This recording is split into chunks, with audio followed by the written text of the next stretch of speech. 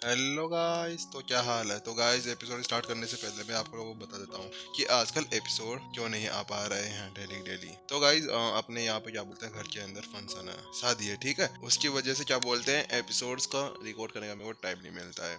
और जब भी मेरे को टाइम मिलता है ना, तो एपिसोड रिकॉर्ड करके भेज देता हूँ। और मैंने इस बार लास्ट में इसलिए नहीं बोला क्योंकि कुछ बंदे हैं ना, क्या बोलते हैं, एपिसोड खत्म होते हैं फिर बंद कर देते हैं। उसकी वजह से क्या बोलते हैं, फिर कमेंट्स के अंदर फिर गाइस मेरे को कमेंट्स का जवाब देने का मौका भी नहीं मिल पा रहा। तो मैं बताओ, आप एपिसोड रिकॉर्ड करने के लिए टाइम निकाल के आप लोगों के लिए डाल रहा हूँ, ठीक है। उसी वजह से एपिसोड्स का क्या बोलते हैं, अब आप लोग समझ सकते हो कि फंक्शन वगैरह चल रहा है, उसी वजह से बहुत सारा काम है। और ये वाला महीना गाइस ऐसा है कि वह ना, इस वाले महीने में क्या बोलते हैं, एपिसोड्स ऐसे ही आएंगे और नहीं भी आएंगे, और कभी एक आएगा कभी दो आएगा। ये मैं बता नहीं सकता कि भाई कितने आएंगे कितने नहीं आएंगे। उसके ऊपर आपको मेरे ऊपर बिल्कुल भी वो नहीं है कि ये ना अभी एपिसोड का सीन, तो उसी वजह से आप समझ सकते हो। और कमेंट्स गाइस, मैं ये वाला रिप्लाई नहीं दे पाऊंगा, ठीक है।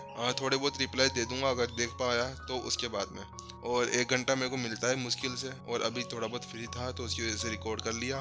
तो चलिए गाइस, फिर हम लोग स्टार्ट करते हैं आज के हमारे नेक्स्ट एपिसोड को। जैसा कि हमने लास्ट एपिसोड के अंदर देखा था, नितिन अभी डिवीजन हेड माधव के साथ में बुक्स पढ़ने के लिए लाइब्रेरी की तरफ बढ़ रहा था, लेकिन अचानक से उसको वहां पर एक एग्जाम देने की इच्छा हुई थी। लेकिन माधव ने तो उसको वहीं पर ही मना कर दिया था कि आपको ये एग्जाम देने की कोई भी जरूरत नहीं है। लेकिन जैसे ही वह अंदर जाता है, तो उसके अंदर पहले से ही एक संत लेवल स्टेज 1 का लड़ाकू उस एग्जाम को दे रहा होता है, और वहां पर बहुत ज्यादा भीड़ रहती है। वहीं पर ही हमारा एपिसोड खत्म हो जाता है। तो चलिए शुरू करते हैं आज के हमारे नेक्स्ट एपिसोड को। डिवीजन हेड माधव की बात सुनने के बाद में नितिन हैरान रह गया। हैं, क्या वास्तव में आप सही कह रहे हैं? क्या वास्तव में वह संत लेवल स्टेज 1 के ऊपर 20 सालों से है? नितिन वास्तव में अभी उसी बातों के बारे में सोच रहा था, क्योंकि वह जानता था कि कॉम्बैट मास्टर हॉल के अंदर जो भी शामिल होने के लिए आते थे, वह वास्तव में बहुत ही बड़े जीनियस और प्रतिभाशाली व्यक्ति थे। उनका सामना भी कोई साधारण व्यक्ति तो कभी कर ही नहीं सकता था। और ये देखते हुए कि 20 सालों से उसने अपनी साधना को एक ही जगह पर दबाया हुआ था, तो उसके साथ में आप सब भी समझ सकते हैं कि वास्तव में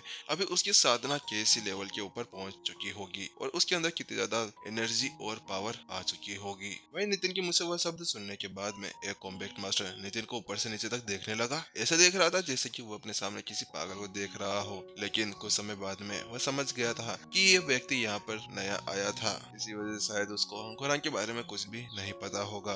मैं समझ गया कि आप इस तरह से इतने ज्यादा कंफ्यूज क्यों हैं। कॉम्बैट मास्टर मोहन की तरफ पलटता है और उससे कहता है, बात कुछ ऐसी है कि गोरांग ने अपनी सारी साधना को एक ही जगह पर दबाकर इसलिए रखा हुआ है। उसका एक कारण यह है कि वह इस हॉल के अंदर जो परीक्षा है उसका नाम इनर ब्रीथ है, उसी का रिकॉर्ड तोड़ने के लिए उसने अपनी इतनी साधना को इस जगह पर दबा के रखा हुआ था। बात कुछ ऐसी है कि 300 साल पहले हमारे कॉम्बैट मास्टर हॉल के अंदर एक कॉम्बैट मास्टर नील थे, जिन्होंने इसके अंदर जाकर इनर ब्रीथ को चैलेंज किया था, और उसके अंदर उन्होंने अपना एक रिकॉर्ड बनाया था। उनका वह रिकॉर्ड 37 अंक का था।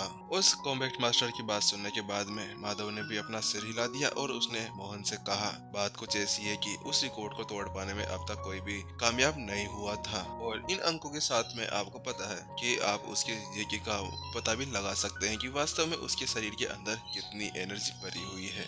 जैसे कि कॉम्बैट मास्टर नील थे, उन्होंने 37 अंक प्राप्त किए थे, तो उसके साथ में हम लोग पता लगा सकते हैं कि उनकी जो एनर्जी है, जो उनके पूरे दांत्यांश के अंदर बहती है, वो 3.7 के गुना के अधिक है। और वास्तव में ये लगने में तो एक छोटी सी संख्या लगती है, लेकिन जो ये उपलब्धि है ये अकल्पनीय है। यही तो कारण है जिस कारण से 300 वर्ष हो गए हैं, लेकिन आज तक ऐसा कोई माइका लाल आया नहीं है जिसने इस रिकॉर्ड को तोड़ा हो। और यही तो कारण है, इसी वजह से गोरांग ने अपनी एनर्जी को अपनी जगह पर ही दबा कर रखा हुआ था। वो 20 साल से केवल इसकी प्रैक्टिस कर रहा है और अपनी एनर्जी को अपने अंदर ही जमा कर रहा है, जिसके साथ में वह यहाँ पर आज इस रिकॉर्ड को तोड़ने की कोशिश कर रहा है। वो बातें कहते हुए डिवीजन हेड माधव की आंखों के अंदर एक अलग ही चमक थी, क्योंकि कहने से ऐसा कहा जा सकता है कि जो गोरांग था वह उसी के ग्रुप के अंदर से था, और उसी का एक शिष्य भी माना जा सकता है। माधव को गोरांग के ऊपर बहुत ही ज्यादा भरोसा भी था, लेकिन उसने ये कभी भी नहीं सोचा था कि वास्तव में वह उस रिकॉर्ड को कभी तोड़ पाएगा। हाँ, लेकिन वह जब पिछली बार इस एग्जाम को दे रहा था, तब तो उसके ऊपर कोई भी भरोसा नहीं कर सकते थे। लेकिन कुछ सालों से वह इतनी ज्यादा खतरनाक तरीके से साधना कर रहा था। उसने कई सारे संत जानवरों को मारा, कई सारी औषधि जड़ी बूटियां ली अपने अंदर जेकी को इकट्ठा करने के लिए।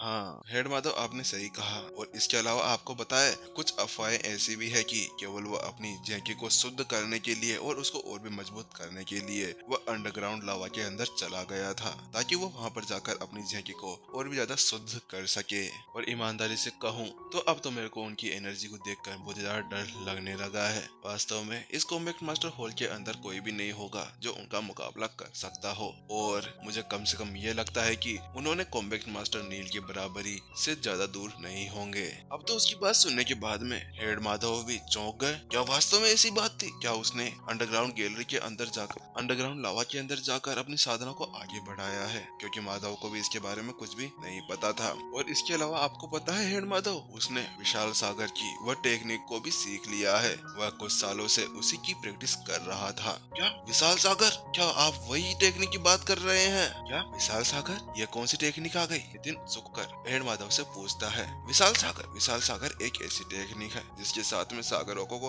आकर्षित करने के लिए यूज किया जाता है, और इसका मतलब यह है कि अपने अंदर कोई भी जेकी को कितना भी ज्यादा बढ़ा सकता है। जब कॉम्बैट मास्टर नील थे, उन्होंने भी इस टेक्निक को सीखा था और उसी के साथ में उन्होंने अपना एक नया रिकॉर्ड इसके अंदर बनाया था। हेड माधव ने एक बड़ी गंभीर आवाज के साथ में नितिन को समझाया। जब वह सभी वहाँ पर बातें कर रहे थे कि अचानक से फुश और एक आवाज आती है, और उसके साथ में दरवाजे के ऊपर लगी हुई एक स्क्रीन के अंदर धीरे धीरे नंबर बनने लगते हैं। वहीं उस हलचल को देखते ही अब सभी की निगाहें उसी के ऊपर टिक चुकी थी। सब शांत हो जाओ, देखो वहाँ पर अब परीक्षण खत्म हो चुका है। मुझे ऐसा लगता है कि अब किसी भी पल वहाँ पर अंक आ जाएगा। और उस नंबर को रुकने के अंदर अधिक समय नहीं लगा, और कुछ ही समय के अंदर उसके ऊपर नंबर आ गया, नंबर 38।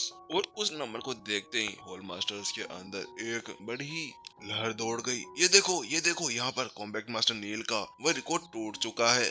उस नंबर को देखते ही सभी अब अपने मौके के ऊपर ही जम चुके थे। वास्तव में अभी उस नंबर को देखने के बाद में उनके अंदर हिम्मत नहीं हो रही थी कि वहाँ पर कोई भी हल्के से भी शोर कर सके। पूरे 300 वर्षों का वह रिकॉर्ड आखिरकार टूट ही चुका था जो कॉम्बैट मास्टर नील ने बनाया था, और अब इसके साथ में गोरांग इस रैंक के अंदर नया नंबर हासिल कर चुका होगा, और अब इसे भविष्य के अंदर महान पुरुषों के अंदर गिना जाएगा। माधव की आवाज अभी गंभीर से गंभीर होती जा रही थी। वास्तव में अभी उसको गोरांग के ऊपर बहुत ही ज्यादा सम्मान महसूस हो रहा था। वास्तव में उसने मेरी लाज रख ली। उसने इस बार मुझे निराश नहीं किया। वास्तव में मैंने उसके ऊपर जितने ज्यादा ट्रेनिंग करवाई थी वह वास्तव में इस बार कामयाब हो गई, और वह सभी मेरे प्रयास बिल्कुल भी बेकार नहीं गए। वास्तव में आज मैं बहुत ही ज्यादा खुश हूँ। चलो आज मिठाई खाएंगे। आज तो बड़ी ही खुशी का दिन है क्योंकि गोरांग ने आज यहाँ पर नया रिकॉर्ड बना लिया है। वास्तव में इस वक्त अभी डिवीजन हेड माधव बहुत ही ज्यादा खुश लग रहे थे क्योंकि उन्होंने इतनी ज्यादा समय जो उनसे ट्रेनिंग करवाई थी अब वह पूरी तरह से कामयाब हो गई थी, और उसने उसे इस बार निराश नहीं किया था।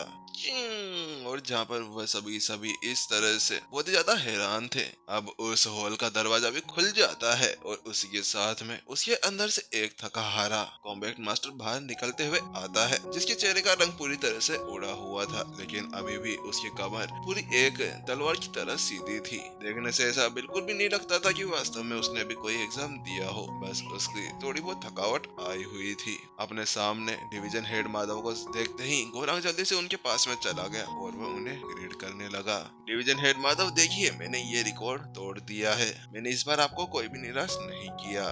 वास्तव में आपने इस बार बहुत ही ज्यादा अच्छा किया है। आपकी सारी सफलताएं, सारी कोशिशें यहाँ पर कामयाब हुई है। हेड माधव, आपका शुक्रिया। आपने इतने ज्यादा समय मेरा साथ दिया और मेरे को बहुत सी ट्रेनिंगें भी करवाई है। मैं जितना ज्यादा धन्यवाद कहूँ वह कम है आपके लिए। देखो अब ये वाला रिकॉर्ड 300 वर्षों तक कहीं पे भी नहीं जाने वाला है। गोरांग अब इस कॉम्बैट मास्टर हॉल के अंदर बहुत ही ज्यादा मशहूर होने वाला है। वहाँ पर अब उस स्कोर को देखने के बाद में सभी अपने होशों से बाहर निकल चुके थे। जहाँ पर वह बहुत ही ज्यादा झटके के अंदर थे अब वह उससे बाहर निकल चुके थे। वह सभी अब एक दूसरे से खुशी खुशी बातें कर रहे थे। देखो अब हमारे गोरांग यहाँ पर बहुत ज्यादा मशहूर होने वाले हैं। देखो इन्होंने नया रिकॉर्ड बना लिया है। हाँ तो भाई बनेगा नहीं क्या? 20 वर्ष क्या कम होते हैं? 20 वर्षों तक अपने साधना को एक ही जगह पर दबाए रखना ये कोई छोटी बात नहीं होती। हाँ हाँ, तुमने सही कहा है। वास्तव में मैं तो यहाँ पर अपने लेवल को 5 या 6 साल भी एक जगह दबाकर नहीं रह सकता था। आखिरकार इसने किस तरह से 20 सालों तक अपने लेवल को दबा के रखा हुआ था। हाँ, तो अब 20 साल निकल गए ना, तो अब देखो ना यहाँ पर उसका परिणाम भी निकल चुका है।